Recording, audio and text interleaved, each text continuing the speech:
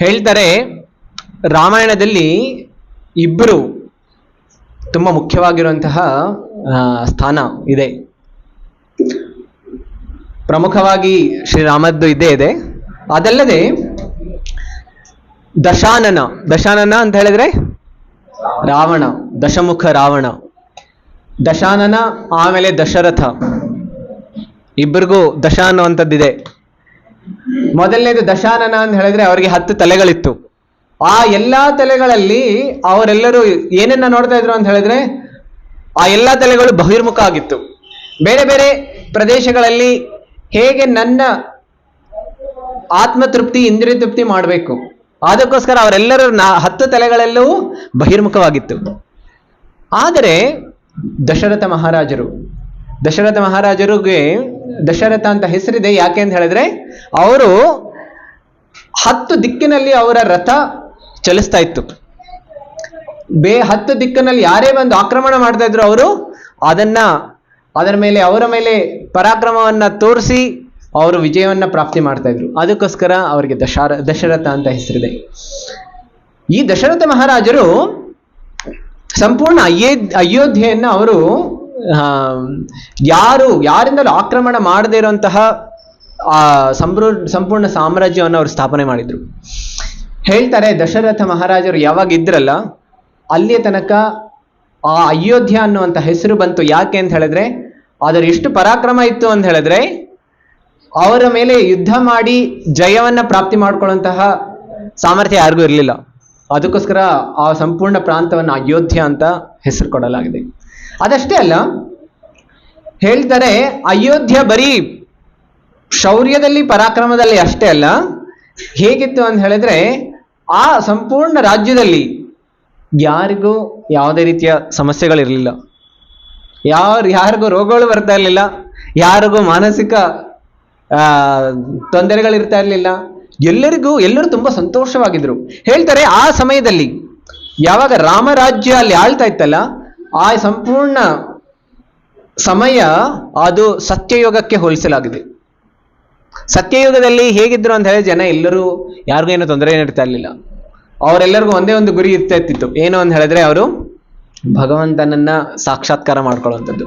ಆ ಸಂಪೂರ್ಣ ವಾತಾವರಣ ಅಯೋಧ್ಯೆಯಲ್ಲಿತ್ತು. ಅದಕ್ಕೋಸ್ಕರ ಆ ಪ್ರದೇಶದಲ್ಲಿ ಭಗವಂತನ ಅವತೀರ್ಣ ಆಗೋದಕ್ಕೆ ಸಾಧ್ಯ ಆಯಿತು. ಎಲ್ಲಿ ಜನ ಸಂಪೂರ್ಣವಾಗಿ ಸಂತೃಪ್ತಿಯಿಂದ ಇರ್ತಾರೆ ಮತ್ತೆ ಜ್ಞಾನದಿಂದ ಇರ್ತಾರೆ ಅಲ್ಲಿ ಶ್ರೀರಾಮನ ಆವಿರ್ಭಾವ ಆಗುತ್ತೆ. ಅದಕ್ಕೋಸ್ಕರ ಇವತ್ತಿನ ದಿನ ಅಯೋಧ್ಯೆಯಲ್ಲಿ ರಾಮನ ಪ್ರತಿಷ್ಠಾಪನೆ ಆಗಿದೆ. ಅದೇ ರೀತಿ ನಮ್ಮ ಹೃದಯವನ್ನು ಏನ್ ಮಾಡಬೇಕು, ಅಯೋಧ್ಯೆಯ ರೀತಿಯಲ್ಲಿ ಮಾಡಬೇಕು. ಆಗ ಶ್ರೀರಾಮಚಂದ್ರರು ನಮ್ಮ ಹೃದಯದಲ್ಲಿನೂ ಅವರು ಆವಿರ್ಭಾವರಾಗ್ತಾರೆ. ಸೊ ಅದಕ್ಕೋಸ್ಕರ ಇಂದಿನ ದಿನ ನಾವು ಈ ಶ್ರೀರಾಮನ ಬಗ್ಗೆ ಚರ್ಚೆಯನ್ನು ಮಾಡೋಣ.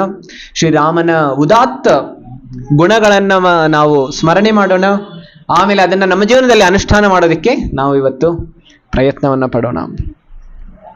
ಹೇಳ್ತಾರೆ ಶ್ರೀರಾಮನಿಗೆ ಆ ರಾಮ ಅನ್ನುವಂಥ ಶಬ್ದದ ಅರ್ಥ ಏನು ಅಂತ ಕೇಳಿದ್ರೆ ಹೇಳ್ತಾರೆ ರಮಂತೆ ಯೋಗಿನೋ ಅನಂತೆ ಸತ್ಯಾನಂದೇ ಚಿದಾತ್ಮನಿ. ರಮಂತೆ ಯೋಗಿನೋ ಅನಂತೆ ಸತ್ಯಾನಂದೇ ಚಿದಾತ್ಮನಿ ಇತಿ ರಾಮ ಪದೇನಾಸೋ ಪರಂ ಬ್ರಹ್ಮಾಭಿಧೀಯತೆ. ಇದರ ಹೇಳ್ತಾ ಇದ್ದಾರೆ ರಾಮ ಅಂತ ಹೇಳಿದ್ರೆ ಯಾರು ಸಂಪೂರ್ಣವಾಗಿ ಎಲ್ಲ ಆನಂದದ ಆಗರ ಆಗಿದ್ದಾರೆ, ಎಲ್ಲ ಆನಂದದ ಮೂಲ ಆಗಿದ್ದಾರೆ, ಎಲ್ಲ ಸಂತೋಷ. ಈ ಜಗತ್ತಿನಲ್ಲಿ ನಾವೇನಾದ್ರೂ ಸ್ವಲ್ಪ ಆದ್ರೂ ಆನಂದವನ್ನು ಪಡಿತಾ ಇದ್ದೀವಿ ಅಂತ ಹೇಳಿದ್ರೆ ಆ ಆನಂದದ ಕಣ ನಾವು ಅನುಭವ ಮಾಡ್ತಾ ಇದೀವಲ್ಲ ಅದು ಸಾಗರದಷ್ಟೆಲ್ಲಿದೆ, ಶ್ರೀರಾಮನಲ್ಲಿದೆ. ಸೊ ಅದಕ್ಕೋಸ್ಕರ ರಾಮ ಅಂತ ಹೇಳಿದ್ರೆ ಸಂಪೂರ್ಣ ಎಲ್ಲಾ ರೀತಿಯ ಆನಂದದ ಸಂತೋಷದ ಆಗರ ಆಗಿದೆ. ಈ ಜಗತ್ತಿನಲ್ಲೂ ನಾವು ಎಲ್ಲ ಏನನ್ನು ಹುಡುಕ್ತಾ ಇದೀವಿ, ರಾವಣನ ಹುಡುಕ್ತಾ ಇದ್ದ ಆನಂದವನ್ನ ಪಡೆಯೋದಕ್ಕೆ. ಅವನ್ನೆಲ್ಲನೂ ಆನಂದ ಎಲ್ಲಿ ಹುಡುಕ್ತಾ ಇದ್ದ ಅಂತ ಹೇಳಿದ್ರೆ ಬೇರೆ ಬೇರೆ ಭೌತಿಕ ವಸ್ತುಗಳಲ್ಲಿ ಆನಂದವನ್ನು ಹುಡುಕ್ತಾ ಇದ್ದ. ಅದಕ್ಕೋಸ್ಕರ ಯಾವಾಗಲೂ ಅವನ ಮನಸ್ಸಿನಲ್ಲಿ ಯಾವುದೇ ರೀತಿಯ ಆತಂಕ, ನಿಶ್ಚಿಂತೆ, ಈ ರೀತಿ ತುಂಬಾ ಅವನ ಮನಸ್ಸಿನಲ್ಲಿ, ಆಮೇಲೆ ಅವರ ಹೃದಯದಲ್ಲಿ ಯಾರು ನನ್ನ ಮೇಲೆ ಆಕ್ರಮಣ ಮಾಡ್ತಾರೆ, ಅದಕ್ಕೋಸ್ಕರ ನಾನು ಸಂಪೂರ್ಣ ಜಗತ್ತಿನಲ್ಲಿ ನಾನು ಯಾರಿಂದನೂ ಸಾಯಬಾರದು, ನಾನು ಅಮರನಾಗ್ಬೇಕು, ಅದಕ್ಕೋಸ್ಕರ ಅವನು ಹೋಗಿ ತಪಸ್ಸೆ ಮಾಡ್ತಾನೆ. ಈ ಸಂಪೂರ್ಣ ಈ 4 ಜನ ಯಾರೆಲ್ಲ ಇದಾರಲ್ಲ, ರಾವಣ, ಕುಂಭಕರ್ಣ, ಆಮೇಲೆ ವಿಭೀಷಣ, ಆಮೇಲೆ ಶೂರ್ಪಣಖ, ಈ 4 ಜನ ಇದಾರಲ್ಲ, ಚತುಷ್ಟಯ, ಈ 4 ಜನ ವಿಶೇಷವಾಗಿ ಅವರು ಭಗವಂತನಿಂದ ವಿಶೇಷ ನಾವು ಸಾಮರ್ಥ್ಯವನ್ನು ಪಡ್ಕೊಳ್ಬೇಕು ಅಂತ ಹೇಳಿ ತಪಸ್ಸೆಯನ್ನು ಮಾಡ್ತಾರೆ. ಅವರು ಎಷ್ಟೋ ಒಂದು ವರ್ಷಗಳ ಕಾಲ ಅವರು ತಪಸ್ಸೆ ಮಾಡ್ತಾ ಇರುವಾಗ ರಾವಣನ ಮುಂದೆ ಬ್ರಹ್ಮಾಜಿ ಬರ್ತಾರೆ. ಬ್ರಹ್ಮಾಜಿ ಬಂದು ಕೇಳ್ತಾರೆ, ಏನು ತಪಸ್ಸು, ಏನು ನಿನ್ನ ವರ ಏನು ಬೇಕು ಅಂತ. ಅವ್ರು ಹೇಳ್ತಾರೆ, ನಾನು ಅಮರನಾಗಬೇಕು ಅಂತ ಹೇಳಿ. ಅದಕ್ಕೋಸ್ಕರ ಬ್ರಹ್ಮಾಜಿ ಹೇಳ್ತಾರೆ, ನಾನೇ ಅಮರನಿಲ್ಲ, ನಿಮಗೆ ಹೇಗೆ ನಾನು ಅಮರ ಮಾಡೋದಕ್ಕೆ ಸಾಧ್ಯ ಆಗುತ್ತೆ? ಅದಕ್ಕೋಸ್ಕರ ಹೇಳ್ತಾರೆ, ನನಗೆ ಎಲ್ಲರಿಂದ, ಯಾರು ದೇವತೆಗಳು ರಾಕ್ಷಸರು ಅವರಿಂದ ಯಾರಿಂದನೂ ಸಾಯಬಾರ್ದು. ಆದ್ರೆ ಅವನು ಹೇಳ್ತಾನೆ, ನಾನು ಮನುಷ್ಯರಿಂದ ಸಾಯಬಾರ್ದು ಅಂತ ವರ ಕೇಳೋದಿಲ್ಲ. ಯಾಕೆ ಅಂತ ಹೇಳಿದ್ರೆ ಅವರೆಷ್ಟು ತುಚ್ಛರು, ಅವರೆಷ್ಟು ದುರ್ಬಲರು, ಅವರಿಂದ ನಾನೇನಾದ್ರೂ ಸಾಯಬಾರ್ದು ಅಂತ ವರ ಏನಾದ್ರು ಕೇಳಿದ್ರೆ ಏನಾಗುತ್ತೆ? ನನಗೆ ಅವಮಾನ ನನ್ನ ಸಾಮರ್ಥ್ಯಕ್ಕೆ. ಅದಕ್ಕೋಸ್ಕರ ನನಗೆ ಆ ವರ ಬೇಡ ಅಂತ ಕೇಳಿದಾಗ ಬ್ರಹ್ಮಾಜಿ ಹೇಳ್ತಾರೆ, ತದಾಸ್ತು. ಆಮೇಲೆ ಭಗವಂತನ ವಿಶೇಷ ಲೀಲೆ ಆಗ್ಬೇಕಾಗಿತ್ತು. ಆಮೇಲೆ ಕುಂಭಕರ್ಣ ಬರ್ತಾನೆ. ಕುಂಭಕರ್ಣ ಬರುವಾಗ ಎಲ್ಲ ದೇವತೆಗಳಿಗೂ ಆಲ್ರೆಡಿ ಭಯ ಆಗೋಗಿತ್ತು. ಯಾಕೆ ಅಂತ ಹೇಳಿದ್ರೆ ಅವನ ಶರೀರದ ಗಾತ್ರವೇ ಎಷ್ಟು ದೊಡ್ಡದಿತ್ತು ಅಂತ ಹೇಳಿದ್ರೆ ಈಗಲೇ ಅವನು ಬೇರೆ ಬೇರೆ ದೇವತೆಗಳಿಗೆ, ಬೇರೆ ಬೇರೆ ಜೀವಿಗಳನ್ನ ಅವನು ಹಾಗೆ ಭಕ್ಷಣೆ ಮಾಡಿಬಿಡ್ತಾ ಇದ್ದ. ಅದನ್ನ ನೋಡಿದ ತಕ್ಷಣ ಎಲ್ಲರಿಗೂ ಭಯ ಆಗೋಗ್ಬಿಟ್ಟಿತ್ತು. ಅದಕ್ಕೋಸ್ಕರ ಅವ್ರೀಗ ಬ್ರಹ್ಮಾಜಿಯಿಂದ ಏನಾದ್ರು ಮತ್ತೆ ವರವನ್ನ ಜಾಸ್ತಿ ಮಾಡ್ಕೊಂಡ್ಬಿಟ್ರೆ, ಅವರ ಶಕ್ತಿ ಸಾಮರ್ಥ್ಯವನ್ನು ಜಾಸ್ತಿ ಮಾಡ್ಕೊಂಡ್ಬಿಟ್ರೆ ಸಂಪೂರ್ಣ ಈ ಬ್ರಹ್ಮಾಂಡದಲ್ಲೇ ಅವರು ಬೇರೆ ಬೇರೆ ಕಿರುಕುಳವನ್ನು ಕೊಡ್ತಾರೆ. ಅದಕ್ಕೋಸ್ಕರ ಈ ರೀತಿ ಅವ್ರು ಕೇಳ್ತಾರೆ. ದೇವತೆಗಳೆಲ್ಲ ಹೋಗಿ ಬ್ರಹ್ಮಾಜಿ ಅವ್ರ ಹತ್ರ ಹೇಳ್ತಾರೆ, ದಯವಿಟ್ಟು ಇವರಿಗೆ ನೀವು ಈ ರೀತಿ ವರ ಕೊಡಬೇಡಿ. ಆಮೇಲೆ ದೇವತೆಗಳೆಲ್ಲರೂ ಹೋಗಿ ಸರಸ್ವತಿ ಹತ್ರ ಹೇಳ್ತಾರೆ. ಸರಸ್ವತಿ ಹೋಗಿ ಕುಂಭಕರ್ಣನ ಬಾಯಿನಲ್ಲಿ, ನಾಲ್ಗೆನಲ್ಲಿ ಹೋಗಿ ಕುತ್ಕೊಂಡ್ಬಿಡ್ತಾರೆ. ಆಗ ಸರಸ್ವತಿಗೆ ಈಗ ಬ್ರಹ್ಮಾಜಿ ಅವ್ರ ತಕ್ಷಣ ವರ ಕೇಳ್ತಾರೆ, ಏನು ವರ ಬೇಕು ಅಂತ ಹೇಳಿ. ಸರಸ್ವತಿ ಅವ್ರ ಬಾಯಿಯಿಂದ ಹೇಳ್ತಾರೆ, ನಾನು ಈಗ ತಪಸ್ಸೆ ಮಾಡಿ ತುಂಬಾ ಆಯಾಸವಾಗಿದ್ದೀನಿ, ನಾನು ಚೆನ್ನಾಗಿ ನಿದ್ದೆ ಮಾಡಬೇಕು. ಈ ತಪಸ್ಸಿನಿಂದ ನಾನು ಸುಸ್ತಾಗ್ಬಿಟ್ಟಿದ್ದೀನಿ, ಈಗ ನಾನು ಚೆನ್ನಾಗಿ ನಿದ್ದೆ ಆಗ್ಬೇಕು. ಅದಕ್ಕೋಸ್ಕರ ಬ್ರಹ್ಮಾಜಿ ಹೇಳ್ತಾರೆ, ತಕ್ಷಣ ಹೇಳ್ಬಿಡ್ತಾರೆ ತಥಾಸ್ತು ಅಂತ ಹೇಳಿ. ಆಮೇಲೆ ಕುಂಭಕರ್ಣನಿಂದ ಅದೃಶ್ಯರಾಗ್ಬಿಡ್ತಾರೆ. ಆಮೇಲೆ ಕೆಲವು ಕ್ಷಣಗಳಾದ್ಮೇಲೆ ಕುಂಭಕರ್ಣನಿಗೆ ಗೋಚರ ಆಗುತ್ತೆ, ನಾನು ಏನು ವರ ಕೇಳಿದ್ದು ಅಂತ ಹೇಳಿ. ಅದು ಗೋಚರ ಆಗ್ತಾ ಇರೋಗೆ ಅವ್ರಿಗೆ ನಿದ್ದೆ ಬಂದ್ಬಿಡುತ್ತೆ. ಆಮೇಲೆ ಅವರು ನಿದ್ದೆ ಮಾಡ್ತಾರೆ. ಅದಾದ್ಮೇಲೆ ಮುಂದೆ ಬ್ರಹ್ಮಾಜಿ ಅವರು ಯಾರ ಹತ್ರ ಹೋಗ್ತಾರೆ? ವಿಭೀಷಣನ ಹತ್ರ ಹೋಗ್ತಾರೆ. ವಿಭೀಷಣನ ಹತ್ರ ಹೋದಾಗ ಎಷ್ಟು ಅದ್ಭುತವಾಗಿರುವಂತ ಪ್ರಾರ್ಥನೆ ಅವ್ರು ಹೇಳ್ತಾರೆ ಅಂತ ಹೇಳಿದ್ರೆ, ನಾನು ಈ ಜಗತ್ತಿನಲ್ಲಿ ಯಾವುದೇ ವಸ್ತು ನನಗೆ ಬೇಡ, ನನಗೆ ಒಂದೇ ಒಂದು ಬೇಕಾಗಿರೋದು ಅಂತ ಹೇಳಿದ್ರೆ ಅದು ಶ್ರೀರಾಮನಿಗೆ ಭಕ್ತಿ. ಅದಷ್ಟೇ ನಾನು ಕೇಳಬೇಕಾಗಿರೋದು. ನನಗೆ ಯಾವಾಗಲೂ ಶ್ರೀರಾಮನ ಚರಣಗಳನ್ನ ಸ್ಮರಣೆ ಮಾಡುವಂಥದ್ದು ಮತ್ತೆ ಶ್ರೀರಾಮನ ಚರಣಗಳಲ್ಲಿ ಭಕ್ತಿಯನ್ನ ದಯವಿಟ್ಟು ದಯಪಾಲಿಸು. ಈ ರೀತಿಯ ವಿಶೇಷವಾದಂಥ ವರ ಕೇಳಿ ಬ್ರಹ್ಮದೇವರಿಗೆ ತುಂಬಾ ಆಶ್ಚರ್ಯ ಆಗೋಗ್ಬಿಡುತ್ತೆ. ರಾಕ್ಷಸ ಕುಲದಲ್ಲಿ ಹುಟ್ಟಿದ್ದಾರೆ, ಆದರೆ ಅವರ ಚೇತನ ಮಹಾಭಾಗವತ ವೈಷ್ಣವರದಿದೆ. ಅದಕ್ಕೋಸ್ಕರ ಬ್ರಹ್ಮಾಜಿ ಹೇಳ್ತಾರೆ ತಥಾಸ್ತು ಅಂತ ಹೇಳಿ. ಈ ರೀತಿ ಈ 3 ಜನರಲ್ಲಿ ತುಂಬಾ ವಿಶೇಷವಾದಂಥ ವ್ಯಕ್ತಿ ಅಂತ ಹೇಳಿದ್ರೆ ವಿಭೀಷಣ. ಆಮೇಲೆ ರಾಮಚಂದ್ರರು ಯಾಕೆ ಆವಿರ್ಭಾವರಾಗ್ತಾರೆ ಅಂತ ಹೇಳಿದ್ರೆ, ಎಲ್ಲಾ ದೇವತೆಗಳು ಹೋಗಿ ವಿಷ್ಣುವಿಗೆ ಕೇಳ್ತಾರೆ, ದಯವಿಟ್ಟು ಈ ರಾವಣ ಅಂತ ಹೇಳಿದ್ರೆ ಆ ಶಬ್ದದ ಅರ್ಥ ಏನು ಅಂತ ಹೇಳಿದ್ರೆ ಯಾರು ಎಲ್ಲರನ್ನೂ ಅಳಿಸ್ತಾನೆ ಅವನ ಹೆಸರು ರಾವಣ ಅಂತ ಹೇಳಿ. ರಾವಣ ಅಂತ ಹೇಳಿ ಎಲ್ಲರೂ ಅಳಿಸೋನು. ಅದಕ್ಕೋಸ್ಕರ ರಾವಣನ ಹೋಗಿ ಈ ರೀತಿ ಅವರೆಲ್ಲರೂ ಪ್ರಾರ್ಥನೆ ಮಾಡ್ತಾರೆ, ರಾವಣನ ಸಂಹಾರ ಮಾಡೋದಕ್ಕಾಗಿ ರಾಮನ ಜನ್ಮ ಆಗ್ಬೇಕು ಅಂತ ಹೇಳಿ. ನಾನು ಒಂದು ಶ್ಲೋಕವನ್ನು ಹೇಳ್ತೀನಿ. ಇದು ರಾಮನ ಗುಣ ನಮ್ಮೆಲ್ಲರಿಗೂ ತಿಳಿಸ್ಕೊಡುತ್ತೆ. ತಾವೆಲ್ಲರೂ ಈ ಶ್ಲೋಕದನ್ನ ಉಚ್ಚಾರಣೆ ಮಾಡಿ. ತುಂಬಾ ಸಂಕ್ಷಿಪ್ತವಾಗಿದೆ. ಏಕಪತ್ನಿ ವ್ರತಧರೋ ರಾಜರ್ಷೇ ಚರಿತ ಶುಚಿಃ ಸ್ವಧರ್ಮಂ ಗೃಹಮೇಧೀಯಂ ಶಿಕ್ಷಯನ್ ಸ್ವಯಮಾಚರತ್. ಹೇಳ್ತಾರೆ ಶ್ರೀ ರಾಮಚಂದ್ರ ಮತ್ತೆ ಶ್ರೀಕೃಷ್ಣ, ಇವರಿಬ್ಬರಲ್ಲಿ ನೋಡೋದಿಕ್ ಇವರು ಮೂಲ ಒಂದೇ, ರಾಮ ಕೃಷ್ಣ ವಿಷ್ಣು, ಇವರಲ್ಲಿ ಅಂತರ ಇಲ್ಲ. ಎಲ್ಲರೂ ಭಗವಂತರೇ. ಆದರೆ ರಾಮಚಂದ್ರ ಈ ಜಗತ್ತಿನಲ್ಲಿ ಬರೋದಕ್ಕೆ ತುಂಬ ವಿಶೇಷವಾದಂಥ ಕಾರಣ ಇತ್ತು. ಏನು ಅಂತ ಹೇಳಿದ್ರೆ, ಈ ಜಗತ್ತಿನಲ್ಲಿರುವಂಥ ಎಲ್ಲರಿಗೂ ಹೇಗೆ ಅವರು ಅವರ ಕರ್ತವ್ಯಗಳನ್ನು ಪಾಲನೆ ಮಾಡಬೇಕು, ಹೇಗೆ ಧರ್ಮವನ್ನು ಪಾಲನೆ ಮಾಡಬೇಕು, ಇದನ್ನ ತೋರಿಸ್ಕೊಡೋದಕ್ಕೆ ಅವ್ರು ಬರ್ತಾರೆ. ಅದಕ್ಕೋಸ್ಕರ ಅವ್ರು ಮೊದಲೇ ಇದು ಏನು ತೋರಿಸ್ಕೊಡ್ತಾರೆ ಅಂತ ಹೇಳಿದ್ರೆ, ಏಕಪತ್ನಿ ವ್ರತಧರೋ ಅಂತ ಹೇಳಿದ್ರೆ ಬರೀ ಒಬ್ಬರನ್ನ ಮದುವೆ ಮಾಡ್ಕೊಳ್ಬೇಕು ಅಂತ ಹೇಳಿ. ಹಿಂದಿನ ಕಾಲದಲ್ಲಿ ಕ್ಷತ್ರಿಯ ರಾಜರೆಲ್ಲರೂ ಎಷ್ಟೊಂದು ಮದುವೆಯನ್ನ ಮಾಡ್ಕೊಳ್ತಾ ಇದ್ರು. ಉದಾಹರಣೆ ಹೇಳ್ತಾರೆ, ದಶರಥ ಮಹಾರಾಜರಿಗೆ ಎಷ್ಟು ಜನ ಪತ್ನಿಯರಿದ್ರು?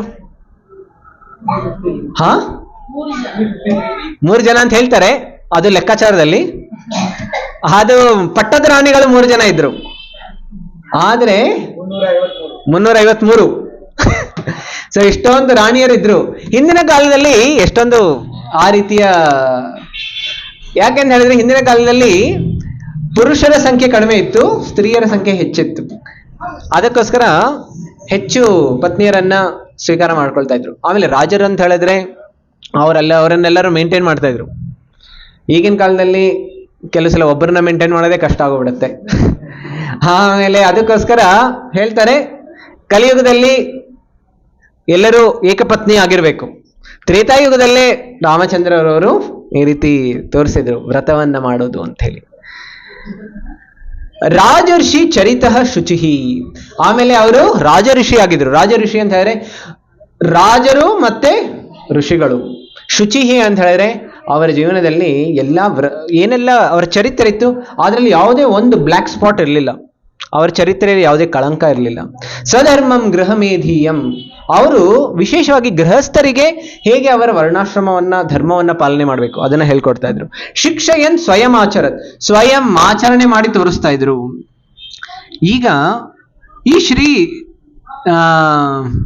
ಇದನ್ನ ನಾವು ರಾಮಚರಿತವನ್ನ ಕೇಳಿದ್ರೆ ಏನು ನಮ್ಮ ಜೀವನದಲ್ಲಿ ಏನು ಫಲ ಸಿಗುತ್ತೆ ಅದನ್ನ ನಾನು ಹೇಳ್ತೀನಿ. ಪುರುಷೋ ರಾಮಚರಿತಂ ಶ್ರವಣೈರುಪಧಾರಯನ್ ಆನೃಶಂಸ್ಯ ಪರೋ ರಾಜನ್ ಕರ್ಮಬಂಧೈರ್ ಪ್ರಮುಚ್ಯತೆ. ಹೇಳ್ತಾರೆ, ಈ ರಾಮಚರಿತವನ್ನ ಕೇಳಿದ್ರೆ ಏನಾಗುತ್ತೆ? ಶ್ರವಣೈ ಉಪಧಾರಯನ್ ಆನೃಶಂಸ್ಯ ಪರೋ ರಾಜನ್. ಏನೆಲ್ಲ ನಮ್ಮ ಹೃದಯದಲ್ಲಿರುವಂತಹ ಕಲ್ಮಶಗಳು, ವಿಶೇಷವಾಗಿ ಹೇಳ್ತಾರೆ ಈ ದ್ವೇಷದ ಭಾವನೆ ಏನಿರುತ್ತಲ್ಲ ಅದು ನಮ್ಮ ಹೃದಯದಿಂದ ಹೋಗ್ಬಿಡುತ್ತೆ. ಕರ್ಮಬಂಧೈರ್ ಪ್ರಮುಚ್ಯತೆ, ಅದಷ್ಟೇ ಅಲ್ಲ, ಏನು ಕರ್ಮ ಬಂಧನದ ಜಂಜಾಟದಲ್ಲಿರ್ತೀವಿ ಅದು ಹೋಗ್ಬಿಡುತ್ತೆ.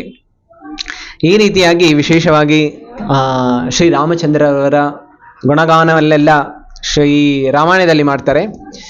ಸಾಮಾನ್ಯವಾಗಿ ವಾಲ್ಮೀಕಿ ರಾಮಾಯಣದಲ್ಲಿ ಯಾಕೆಂತ ಹೇಳಿದ್ರೆ, ಈಗ ಅಯೋಧ್ಯೆಯಲ್ಲಿ ಬಾಲ್ಯ ಅವಸ್ಥೆಯಲ್ಲಿರುವಂತಹ ಶ್ರೀರಾಮಚಂದ್ರ ಅವರ ಮೂರ್ತಿಯನ್ನ ಅವರು ಸ್ಥಾಪನೆ ಮಾಡಿದ್ದಾರೆ. ಅದಕ್ಕೋಸ್ಕರ ನಮ್ಮೆಲ್ಲರಿಗೂ ಅನ್ನಿಸ್ತಾ ಇತ್ತು, ಸಾಮಾನ್ಯವಾಗಿ ವಾಲ್ಮೀಕಿ ರಾಮಾಯಣದಲ್ಲಿ ಭಗವಂತನ ಬಾಲ್ಯ ಲೀಲೆಗಳ ಚರ್ಚೆ ಸಾಮಾನ್ಯವಾಗಿ ಆಗಿಲ್ಲ. ಯಾಕೆ ಅಂತ ಹೇಳಿದ್ರೆ, ಶ್ರೀರಾಮಚಂದ್ರ ಅವರು ಬಂದಿರುವಂತಹ ಮುಖ್ಯವಾದ ಕಾರಣ ಅಂತ ಹೇಳಿದ್ರೆ, ನಾವು ಚರ್ಚೆ ಮಾಡಿದ್ವಿ, ಹೇಗೆ ಎಲ್ಲ ಜನತೆಗೂ ಅವರು ಧರ್ಮದ ಪಾಲನೆ ಹೇಗೆ ಮಾಡಬೇಕು ಅದನ್ನ ತೋರಿಸ್ಕೊಡೋದಿತ್ತು. ಆದರೆ ಅವರ ಬಾಲ್ಯಲೀಲೆಗಳು ಹೆಚ್ಚು ಚರ್ಚೆ ಆಗಿಲ್ಲ ವಾಲ್ಮೀಕಿ ರಾಮಾಯಣದಲ್ಲಿ. ಆದರೆ ಮತ್ತೊಂದು ಪುಸ್ತಕ ಇದೆ, ಕಂಬ ರಾಮಾಯಣ ಅಂತ ಹೇಳಿ. ಅದರಲ್ಲಿ ಶ್ರೀರಾಮಚಂದ್ರರ ಕೆಲವು ಅವರು ಸಣ್ಣ ಮಗುವಾಗಿದ್ದಾಗ ಏನೆಲ್ಲ ಲೀಲೆಗಳನ್ನ ಮಾಡಿದ್ರು ಅದರ ಬಗ್ಗೆ ಚರ್ಚೆ ಆಗಿದೆ. ತಮ್ಮೆಲ್ಲರಿಗೂ ಅನ್ಸುತ್ತೆ ಭಗವಂತನ ಬಾಲ್ಯ ಲೀಲೆಗಳನ್ನ ಕೇಳಬೇಕು ಅಂತ ಹೇಳಿ. ಅದರಲ್ಲಿ ಹೇಳ್ತಾರೆ, ಭಗವಂತ ಈ 4 ರಾಮ ಲಕ್ಷ್ಮಣ ಭರತ ಮತ್ತು ಶತ್ರುಘ್ನ ಈ ರೀತಿಯಾಗಿ ಅವರು ಜನ್ಮವನ್ನು ಪಡೆದಾಗ ಇವರೆಲ್ಲ ಯಾರು ಅಂತ ಹೇಳಿದ್ರೆ ಆ ವಿಷ್ಣುವಿನ 4 ಅವತಾರಗಳು. ವಾಸುದೇವ, ಸಂಕರ್ಷಣ, ಅನಿರುದ್ಧ ಮತ್ತು ಪ್ರದ್ಯುಮ್ನ. ವಾಸುದೇವ ಅವರು ಸ್ವಯಂ ಶ್ರೀರಾಮಚಂದ್ರರಾಗ್ತಾರೆ. ಈ ರೀತಿ ಅವರು ಅಯೋಧ್ಯೆಯಲ್ಲಿ ಅವರ ಜನ್ಮ ಆದಾಗ ಅವರೆಲ್ಲರಿಗೂ ಸಣ್ಣ ಮಕ್ಕಳಿರುವಾಗ ತೊಟ್ಲಿನಲ್ಲಿ ಆಡಿಸ್ತಾ ಇದ್ರು. ಒಂದೊಂದು ಶ್ರೀರಾಮಚಂದ್ರರನ್ನ ಒಂದು ತೊಟ್ಲು. ಅದಾದ್ಮೇಲೆ ರಾಮಚಂದ್ರ ಅವರ ತಾಯಿ ಯಾರು? ಕೌಸಲ್ಯ. ಆಮೇಲೆ ಕೈಕೇಯಿಯ ಮಗು ಭರತ. ಮೊದಲು ರಾಮಚಂದ್ರರ ಜನ್ಮ ಆಗುತ್ತೆ, ಅದಾದ್ಮೇಲೆ ಭರತರ ಜನ್ಮ ಆಗುತ್ತೆ, ಅದಾದ್ಮೇಲೆ ಸುಮಿತ್ರ ಅವರು ಇಬ್ಬರು ಮಕ್ಕಳಿಗೆ ಜನ್ಮವನ್ನು ಕೊಡ್ತಾಳೆ. ಯಾರು? ಲಕ್ಷ್ಮಣ ಮತ್ತು ಶತ್ರುಘ್ನ. ಈ 4 ಜನರನ್ನ ಒಂದೊಂದೊಂದು ತೊಟ್ಟಲಿನಲ್ಲಿ ಹಾಕಿಟ್ಟಿರ್ತಾರೆ. ಈಗ ಸಣ್ಣ ಮಕ್ಕಳು ಆಗಿದ್ದಾಗ ಅವರು ಒಂದೇ ಒಂದು ಕೆಲಸ ಚೆನ್ನಾಗಿ ಮಾಡ್ತಾರೆ. ಏನದು? ಆಳೋದೊಂದು ಮಾಡಿ ಎಲ್ಲ ತಾಯಿ ಯಾವಾಗಲೂ ಪಕ್ಕದಲ್ಲೇ ಇರಬೇಕು. ತಾಯಿ ಇಲ್ಲ ಅಂತ ಹೇಳಿದ್ರೆ ಅವರು ತಕ್ಷಣ ಆಳೋದು ಪ್ರಾರಂಭ ಮಾಡ್ತಾರೆ. ಈ ರೀತಿ ಆ ಮಕ್ಕಳು ಎಲ್ಲ ಕಿರ್ಚೋದಕ್ಕೆ ಪ್ರಾರಂಭ ಮಾಡ್ತಾ ಇದ್ರು. ತಾಯಿಗೆ, ಈ 3 ತಾಯಿಗಳಿಗೆ ಹೇಗೆ ಮಕ್ಕಳನ್ನ ಸಮಾಧಾನ ಮಾಡಬೇಕು ಅಂತ ಗೊತ್ತಾಗ್ತಾ ಇರ್ಲಿಲ್ಲ. ಅವರೆಲ್ಲರೂ ಸಮಾಧಾನ ಮಾಡಿ ಮಾಡಿ ಅವರು ಸುಸ್ತಾಗಿ ಬಿಡ್ತಾ ಇದ್ರು. ಈಗ ಅವ್ರಿಗೆಲ್ಲರಿಗೂ ಅನಿಸ್ತಾ ಇತ್ತು ಹೇಗೆ ಈ ಮಕ್ಕಳನ್ನ ಸಮಾಧಾನ ಮಾಡಬೇಕು ಅಂತ ಹೇಳಿ. ಆಗ ಮೊದಲು ಅವ್ರು ಹೋಗಿ ವಸಿಷ್ಠರಿಗೆ ಕೇಳ್ತಾರೆ, ನೀವೆಲ್ಲರೂ ಈಗ ಈ ಮಕ್ಕಳನ್ನ ಹೇಗೆ ಸುಧಾರಣೆ ಮಾಡಬೇಕು ದಯವಿಟ್ಟು ಹೇಳಿ ಅಂತ. ಆಗ ವಸಿಷ್ಠರು ಬರ್ತಾರೆ, ನೋಡ್ತಾರೆ ರಾಮಚಂದ್ರರು ಮಲ್ಕೊಂಡು ಅವ್ರ ತೊಟ್ಲಿನಲ್ಲಿ ಆಡಾಡ್ತಾ ಇದ್ದಾರೆ. ಆಮೇಲೆ ಅವ್ರ ಪಕ್ಕದಲ್ಲಿ ಭರತ ಇದ್ದಾರೆ, ಅವ್ರ ಪಕ್ಕದಲ್ಲಿ ಲಕ್ಷ್ಮಣ, ಅವ್ರ ಪಕ್ಕದಲ್ಲಿ ಶತ್ರುಘ್ನ. ವಸಿಷ್ಠರು ಹೇಳಿದ ತಕ್ಷಣ ಹೋಗಿ ಏನ್ ಮಾಡ್ತಾರೆ, ಅವರು ಭರತನ ತೊಟ್ಲನ್ನ ಬಾಜುಗಿಟ್ಟು ಅದರ ಪಕ್ಕದಲ್ಲಿ ಲಕ್ಷ್ಮಣನ ತೊಟ್ಲಿಡ್ತಾರೆ. ಆಮೇಲೆ ಶತ್ರುಘ್ನನ ತೊಟ್ಲ ಪಕ್ಕ ಭರತನ ತೊಟ್ಲನ್ನ ಇಡ್ತಾರೆ. ಈಗ ಅವ್ರು ಕಿರ್ಚಾಡ್ತಾ ಇದ್ರು. ಸಾಮಾನ್ಯ ಮಕ್ಕಳು ಅವರು ನೋಡೋದಕ್ಕೆ ಪುಟ್ಟ ಮಕ್ಕಳ ತರ ಕಾಣಿಸ್ತಾರೆ, ಆದ್ರೆ ಅವ್ರು ಕಿರ್ಚೋದ್ ಪ್ರಾರಂಭ ಮಾಡಿದ್ರೆ ಯಾರು ಸುಮ್ಮನೆ ಕೂತ್ಕೊಳ್ಳೋದಕ್ಕೆ ಆಗೋದಿಲ್ಲ. ಅವ್ರು ಇಷ್ಟು ಕಿರ್ಚಾಡ್ತಾ ಇದ್ರು ಅಂತ ಹೇಳಿದ್ರೆ ಅವ್ರು ಸುಮ್ಮನೆ ಕೂತ್ಕೊಳ್ಳೋದಕ್ಕೆ ಆಗ್ತಾ ಇರ್ಲಿಲ್ಲ. ತಕ್ಷಣ ಅವ್ರ ಪಕ್ಕ ಲಕ್ಷ್ಮಣ ಮತ್ತು ಭರತ ಶತ್ರುಘ್ನ ಅವರಿಬ್ಬರು ಎಲ್ಲ ಇಟ್ಟಿದ ತಕ್ಷಣ ಅವ್ರು ಕಿರ್ಚೋದ್ ಕಡಿಮೆ ಮಾಡ್ತಾರೆ, ಆದ್ರೆ ಅಳೋದ್ ಕಡಿಮೆ ಮಾಡೋದಿಲ್ಲ, ಇನ್ನೂ ಅಳ್ತಾನೆ ಇರ್ತಾರೆ. ಆಗ ವಸಿಷ್ಠರಿಗೂ ಗೊಂದಲ ಆಗುತ್ತೆ ಏನ್ ಮಾಡ್ಬೇಕು ಅಂತ ಹೇಳಿ. ತಕ್ಷಣ ಏನ್ ಮಾಡ್ತಾರೆ, ಅವರು ರಾಮನ ತೊಟ್ಲಿನಲ್ಲಿ ಲಕ್ಷ್ಮಣನ ತಗೊಂಡು ರಾಮನ ಪಕ್ಕ ಮಲಗಿಸ್ಬಿಡ್ತಾರೆ. ಅವರಿಬ್ರು ಅಲ್ಗಾಡೋದಕ್ಕೂ ಜಾಗ ಇರಲಿಲ್ಲ, ಆದ್ರೂ ಅವರು ಆಳೋದನ್ನ ತಕ್ಷಣ ನಿಲ್ಲಿಸ್ಬಿಡ್ತಾರೆ. ಆಮೇಲೆ ಅದೇ ರೀತಿ ಭರತನ ತೊಟ್ಲಿನಲ್ಲಿ ಶತ್ರುಘ್ನನನ್ನ ತಂದಿಡ್ತಾರೆ. ಆಗ ಮತ್ತೆ ಲಕ್ಷ್ಮಣ ಮತ್ತು ಭರತ ಮತ್ತು ಶತ್ರುಘ್ನ ಅವರು ಆಳೋದನ್ನ ನಿಲ್ಲಿಸ್ಬಿಡ್ತಾರೆ. ಇದನ್ನ ಅವರು ಸಂಪೂರ್ಣ ಒಂದು ಹಿನ್ನೆಲೆಯನ್ನ ತೋರಿಸ್ತಾ ಇದ್ರು. ಏನು ಅಂತ ಹೇಳಿದ್ರೆ, ರಾಮಚಂದ್ರ ಮತ್ತು ಲಕ್ಷ್ಮಣ ಅವರಿಬ್ಬರು ಯಾವಾಗ್ಲೂ ಬೇರ್ಪಡೆಯಾಗಿರ್ಲಿರ್ಲಿಲ್ಲ, ಯಾವಾಗ್ಲೂ ಇಬ್ರು ಒಟ್ಟಿಗೆನೆ ಇರ್ತಾ ಇದ್ರು. ಅದೇ ರೀತಿ ಭರತ ಮತ್ತು ಶತ್ರುಘ್ನ. ಇದನ್ನ ಏನ್ ತಿಳ್ಕೊಳ್ತಾರೆ ಅಂತ ಹೇಳಿದ್ರೆ, ಹೇಳ್ತಾರೆ ರಾಮಚಂದ್ರ ಭಗವಂತ ಇದ್ದ ಹಾಗೆ, ಲಕ್ಷ್ಮಣ ಒಬ್ಬ ಸೇವಕ ಇಲ್ಲ ದಾಸ ಭಕ್ತ ಇದ್ದ ಹಾಗೆ.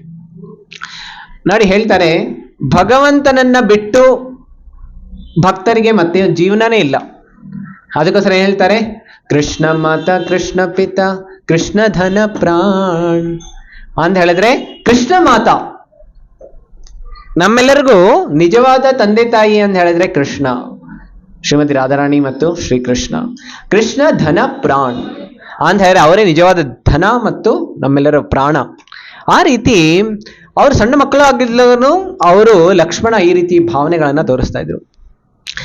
ಅವರು ಮತ್ತೆ ಸ್ವಲ್ಪ ದೊಡ್ಡವರಾದ್ರು. ಸಾಮಾನ್ಯವಾಗಿ ಮಕ್ಕಳು ಎಷ್ಟು ಚೇಷ್ಟೆ ಮಾಡ್ತಾರೆ ಅಂತ ಹೇಳಿದ್ರೆ, ಅವರು ಮನೆಯ ಹೊರಾಂಗಣದಲ್ಲೆಲ್ಲ ಆಟಾಡ್ತಾ ಇದ್ರು. ಆಟಾಡ್ತಾ ಇರುವಾಗ ಸಣ್ಣ ಸಣ್ಣ ಮಣ್ಣಿನ ಮುದ್ದೆಗಳನ್ನ ತಗೊಂಡು ಒಂದು ಸಲ ಮುಖದ ಮೇಲೆ ಬೇರೆಯವರೆಲ್ಲರ ಮೇಲೆ ಅವರು ಇಸಿತಾ ಇದ್ರು, ಮತ್ತೆ ಆನಂದ ಪಡ್ತಾ ಇದ್ರು. ಅದು ಅಲ್ಲದೆ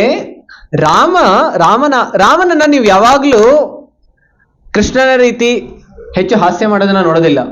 ರಾಮ ಯಾವಾಗ್ಲೂ ಗಂಭೀರರಾಗಿರ್ತಾರೆ. ಹೆಚ್ಚಾಗಿ ನಗೋದು ಅಂತ ಹೇಳಿದ್ರೆ ಮುಗುಳ್ನಗೆ ಅಷ್ಟೇ.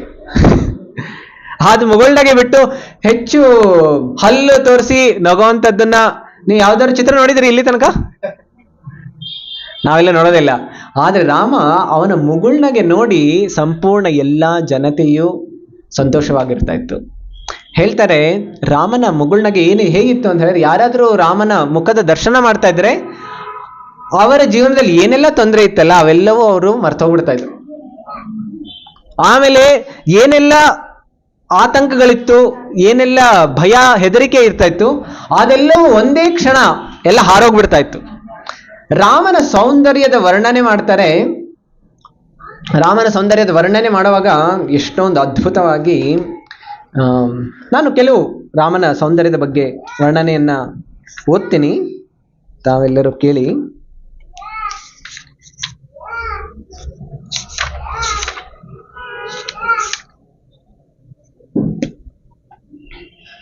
ಒಂದು ದಿನ ವಾಲ್ಮೀಕಿ, ನಮ್ಮೆಲ್ಲರಿಗೂ ಗೊತ್ತು ವಾಲ್ಮೀಕಿ ಅವರು ಆಶ್ರಮದಲ್ಲಿ ಕೂತ್ಕೊಂಡಿರುವಾಗ ಅವರು ಧ್ಯಾನ ಮಾಡ್ತಾ ಇದ್ರು. ತಕ್ಷಣ ಅವರ ಆಶ್ರಮದಲ್ಲಿ ನಾರದ ಮುನಿಯವರು ಬರ್ತಾರೆ. ನಾರದ ಮುನಿಯವರು ಬಂದು ಕೇಳ್ತಾರೆ, ನಾರದ ಮುನಿಯವರು ವಾಲ್ಮೀಕಿ ಅವರ ಗುರುಗಳಾಗಿದ್ರು. ಅವ್ರು ಕೇಳ್ತಾರೆ, ಹೇಗೆ ನಡೀತಾ ಇದೆ ನಿಮ್ಮ ಆಶ್ರಮದಲ್ಲಿ ತಪಸ್ಸು, ಹೇಗೆ ನಡೀತಾ ಇದೆ, ನಿಮ್ಮ ಧ್ಯಾನ ಹೇಗೆ ನಡೀತಾ ಇದೆ, ಭಕ್ತಿ ಹೇಗೆ ನಡೀತಾ ಇದೆ? ಅದಾದ್ಮೇಲೆ ವಾಲ್ಮೀಕಿ ಅವರು ಋಷಿಯರು ಒಂದು ಮುಖ್ಯವಾದ ಪ್ರಶ್ನೆಯನ್ನ ಕೇಳ್ತಾರೆ. ಅವ್ರು ಕೇಳ್ತಾರೆ, ಈ ಜಗತ್ತಿನಲ್ಲಿ ನಿಜವಾದ ಹೀರೋ ಅಂದರೆ ಯಾರು? ಈಗ ಈಗ ಈಗ ಪ್ರಶ್ನೆ ಏನಾದ್ರು ಎಲ್ಲರಿಗೂ ಕೇಳಿದ್ರೆ ಯಾರು ಹೀರೋ ಅಂತ ಹೇಳಿ ಏನ್ ಹೇಳ್ತಾರೆ? Big boss. ಆಮೇಲೆ ಎಷ್ಟೊಂದು ಮೂವಿ ಸ್ಟಾರ್ಸ್ ಹೆಸರೆಲ್ಲ ಹೇಳ್ತಾರೆ. ಬಾಲಿವುಡ್, ಕೋಳಿ. ಸೊ ಎಷ್ಟೊಂದು ಬೇರೆ ಬೇರೆ ಹೆಸರನ್ನೆಲ್ಲ ಹೇಳ್ತಾರೆ. ಆದರೆ ನಿಜವಾದ ಹೀರೋ ಯಾರು, ನಿಜವಾದ ಲಕ್ಷಣಗಳು ಇರುವಂತಹ ವ್ಯಕ್ತಿ ಯಾರಿದ್ದಾರೆ? ಅವ್ರು ಕೇಳ್ತಾರೆ, ನೋಡಿ, ಈ ಎಲ್ಲಾ ಗುಣಗಳು ಹೊಂದಿರುವಂತಹ ವ್ಯಕ್ತಿ ಯಾರಾದ್ರೂ ಈಗ ಇದಾರ ಈ ಜಗತ್ತಿನಲ್ಲಿ ಅಂತ ಕೇಳ್ತಾರೆ. ಹೇಳ್ತಾ ಇದ್ದಾರೆ, ಸತ್ಯವನ್ನ ಅರಿತವರೆಲ್ಲರ ಶ್ರೇಷ್ಠರೇ, ಭೂಮಿಯ ಮೇಲೆ ಈಗ ಇರುವವರಲ್ಲಿ ಸಕಲ ಐಶ್ವರ್ಯಗಳ ಸಂಪೂರ್ಣ ಆಗರ, ಎಲ್ಲಾ ರೀತಿಯ ಐಶ್ವರ್ಯಗಳು, ಅತ್ಯಂತ ಕುಶಲ, ವಿದ್ಯಾವಂತ, ಶಕ್ತಿಶಾಲಿ, ಉದಾತ್ತ ಮನಸ್ಸನ್ನು ಉಳ್ಳವನು, ಸತ್ಯವಂತ, ಕೃತಜ್ಞ ಯಾರಾದರೂ ಇದ್ರೆ ಅವರ ಬಗ್ಗೆ ನಮಗೆ ತಿಳಿಸ್ಕೊಡಿ ಅಂತ. ಇನ್ನು ಎಷ್ಟೊಂದು ಗುಣಗಳನ್ನು ಅವ್ರು ಹೇಳ್ತಾರೆ. ಈ ರೀತಿಯ ವ್ಯಕ್ತಿ ಯಾರಾದರೂ ಇದ್ರೆ ದಯವಿಟ್ಟು ನಮಗೆ ಹೇಳಿ.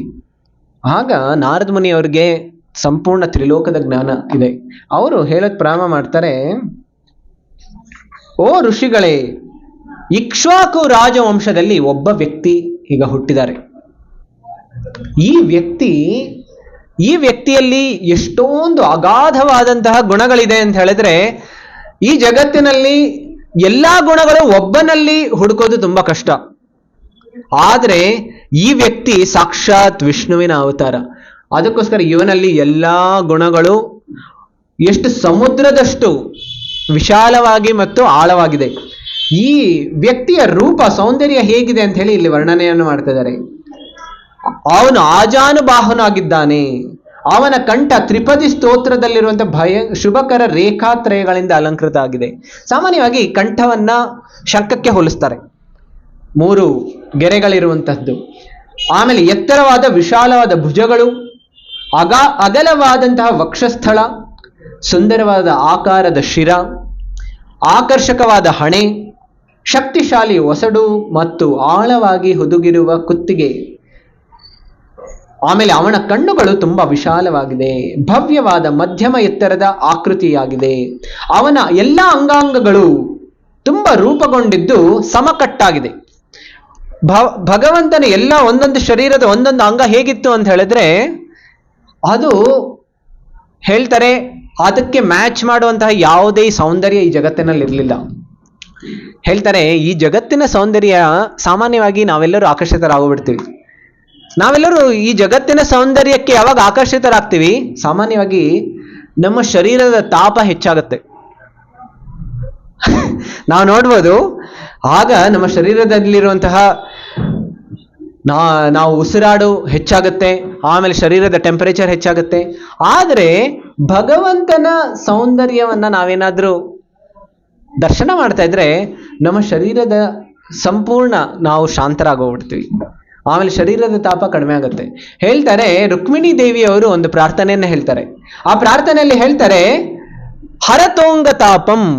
ಭಗವಂತನ ಸೌಂದರ್ಯವನ್ನ ಅವರು ಕೇಳ್ತಾ ಇದ್ರಷ್ಟೇ, ಅದನ್ನ ಕೇಳಿ ಹೇಗಾಗ್ತಾ ಇತ್ತು ಅಂತ ಹೇಳಿದ್ರೆ ಅವರ ಶರೀರದಲ್ಲಿ ತಾಪ ಎಲ್ಲ ಹೋಗ್ತಾ ಇತ್ತು. ಅದಷ್ಟೇ ಅಲ್ಲ, ಶ್ರೀರಾಮಚಂದ್ರರ ಶರೀರದ ವರ್ಣ ಯಾವ್ದಿತ್ತು?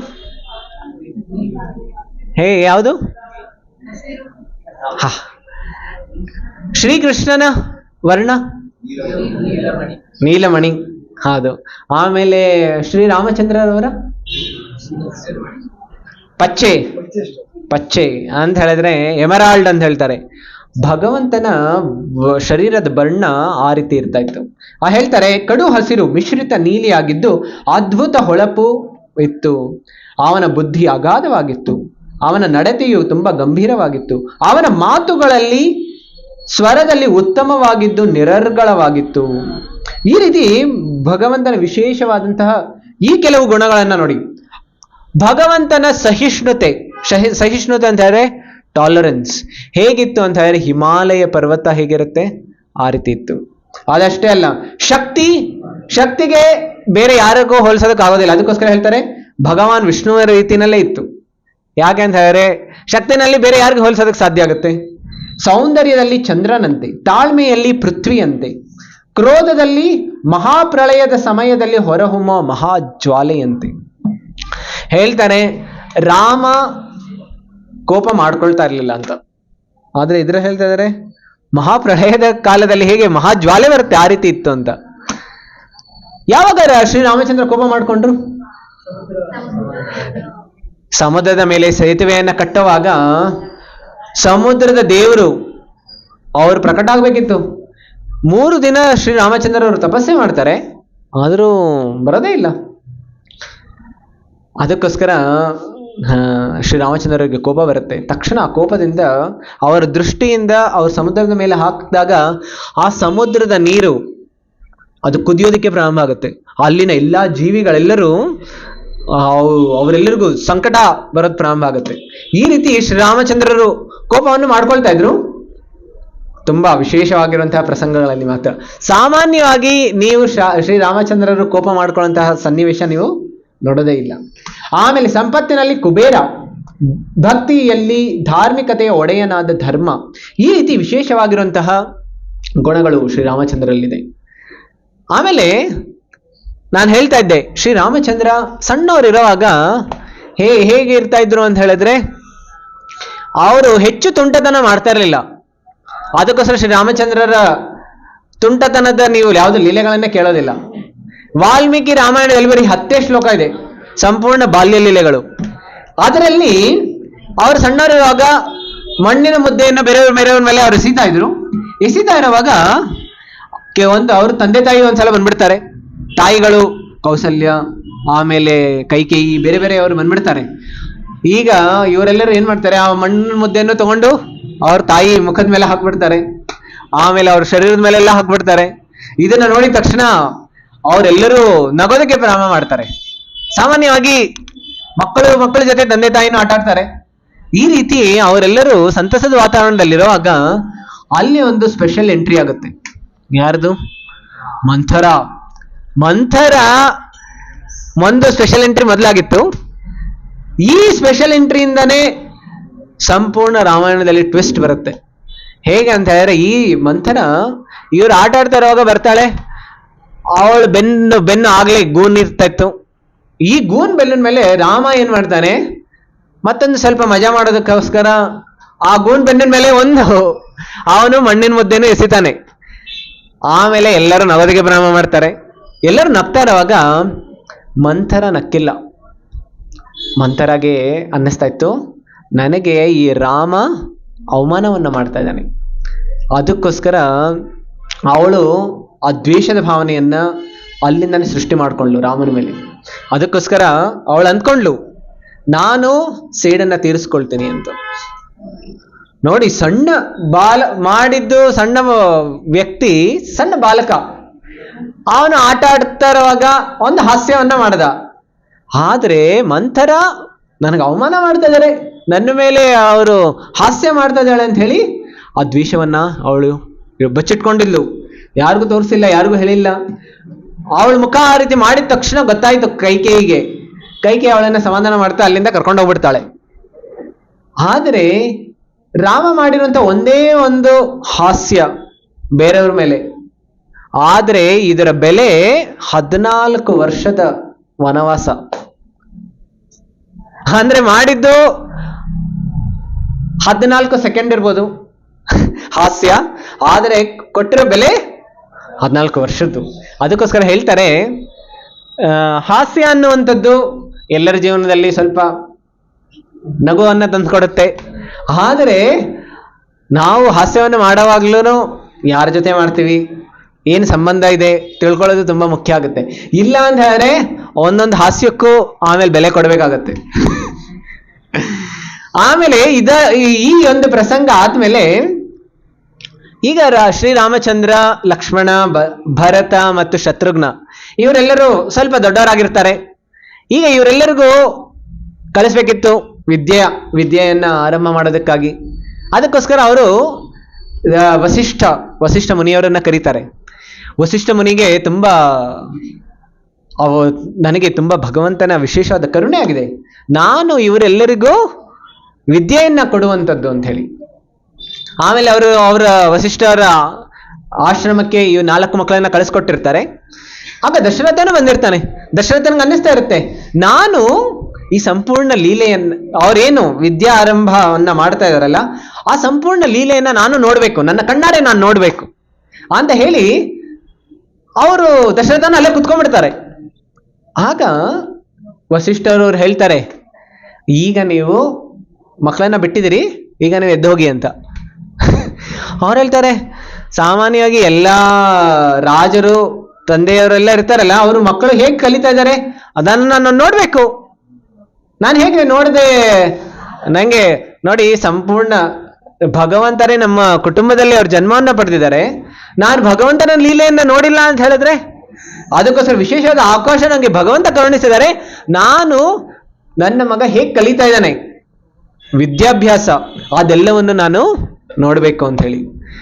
ಇದನ್ನ ಅವರು ವಿದ್ಯಾಭ್ಯಾಸವನ್ನು ಅವರು ತುಂಬಾ ಕಲಿತಾ ಇರುವಾಗ ವಸಿಷ್ಠ ಅವ್ರು ಹೇಳ್ತಾರೆ, ಇದನ್ನ ನೀವು ನೋಡಬಾರದು, ಇದನ್ನ ಈಗ ನೀವು ಹೋಗಿ ಅಂತ ಹೇಳಿ ಕಳಿಸ್ತಾರೆ.